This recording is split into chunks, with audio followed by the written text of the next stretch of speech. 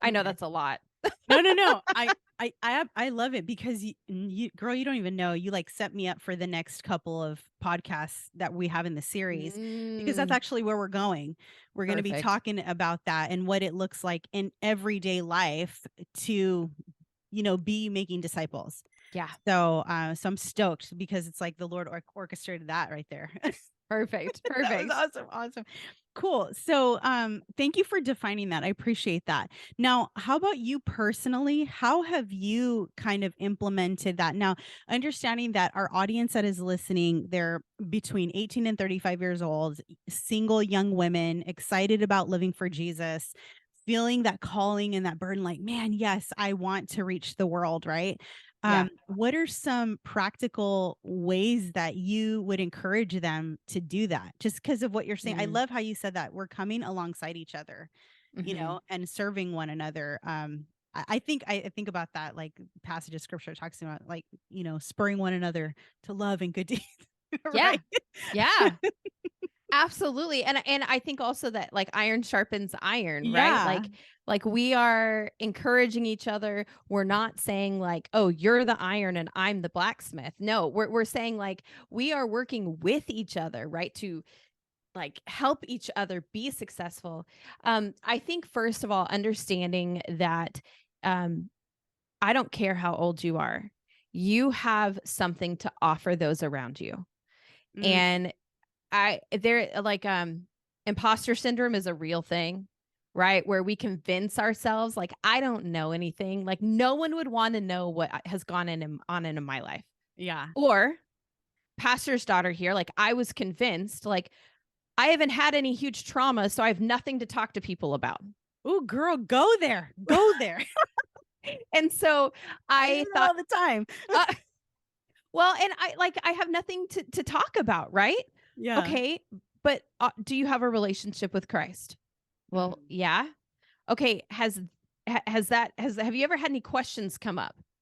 Or have you just always believed that Jesus was good and that Jesus was the way and you've never doubted anything, like even a Yeah. tiny thing? Okay, cool. And you've never had any problems between friends. You've never had a struggle with your parents. You've never broken up with a significant other and had to like walk through the emotions that went along with all of that. That Mm. is all stuff that you can share with somebody who is walking through that for the first time. And we may not have trauma in your life, which if that's the case, I have a friend that we were just talking about testimonies, and he said he told one of our other friends that he said, I am jealous of those that do not have a testimony full of trauma. And he's like, because I'm the opposite. And he's Mhm. like, I look and I see how gracious God was to you. But he's like, I also understand that sometimes when you're the person with that testimony, you don't think about God's graciousness Yeah. because that's just your life, right? Yeah. And so I think no matter where you are in life and no matter what God has taken you through up to this point, there's someone in your circle of influence that needs to hear those stories. And you need to be willing to share those and then trust that God is going to use them. You don't have to make them anything special. You don't have to like pepper in some extra seasoning or like use the right words. Just tell your story Mhm. and look around for ways to use it. Now, my husband and I, we are mentors in the college ministry. Love it. We have Gen Z in our house all the time. And in fact, the joke is like we sit around a fire and we have Gen Z Duolingo because like they say words and we're like, that's not even a word. And they're like, but it is. And we're like, all right, teach it to us. And then it's really funny, like, because then especially my husband will, one of them will tell us something. He's like, cap. And they're like, yeah, used it correctly. Awesome.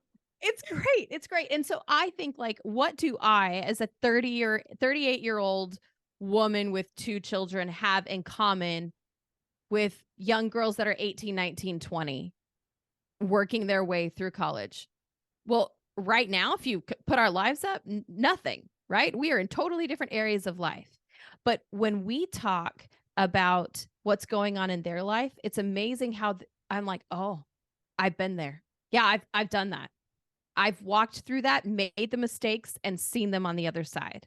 And so putting yourselves in areas of influence where you can then be in a location to influence women that are maybe a little bit behind you is a beautiful place to use that story that God has orchestrated in your life to help and minister to others. But you have to put yourself in that place, Yeah, you know, let me whether, let me yeah, pause you right there because you brought up something that I really wanted to go there. yeah, And that is this idea of discipleship. So the picture I have in my head of what you're telling me is kind of like we're walking together, right? Tandem together, right? So when we think about discipleship, when through various definitions and whatever, you want to go hmm, with someone that's more, I don't want to say older, but more mature. yeah, So are there like qualifications that you would say like, you should probably because we all have friends, right? But not every one of them is a friend that's going to spur you on. So, yeah, yeah. so are there like some things that you would like say, this is probably a good idea. This really is a discipleship relationship. You know what I mean? Yeah.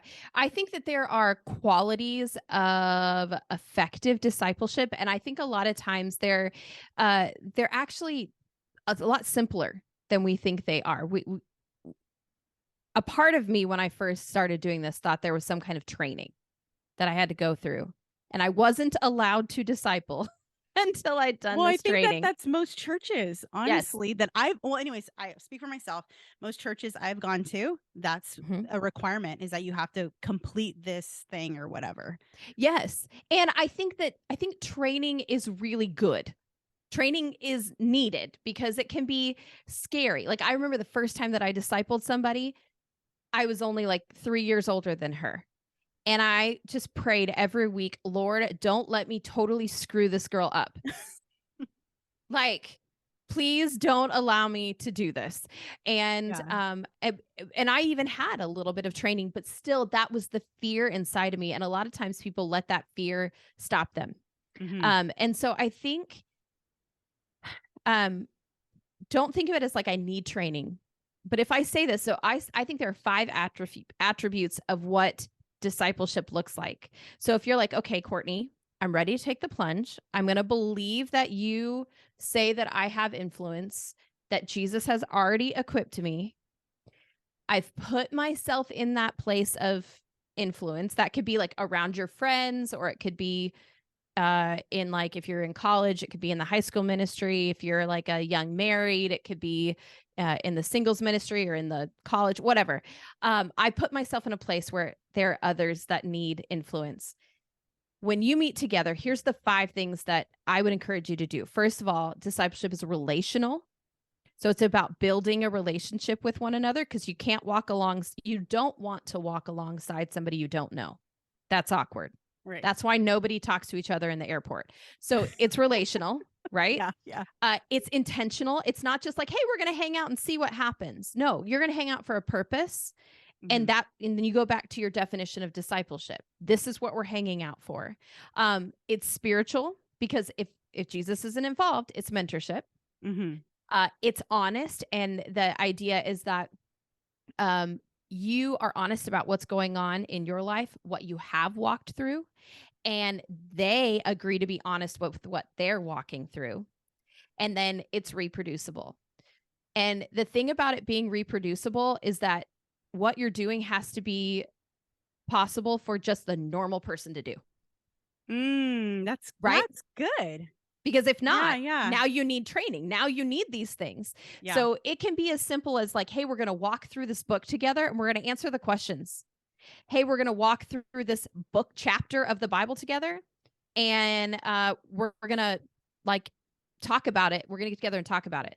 Anyone can do that, right? Yeah. Anyone can do that. And so what you're doing together is not a program, it's not getting a seminary degree. You are working together to do something really simple that's Jesus centered and helping you guys become more like Christ. Dude, I love that because it makes it more approachable. Everybody, Mhm. and especially like I said in the beginning, everyone's asking for it. Everyone I know is asking for it. Yes. They're very intentional about wanting to find those people.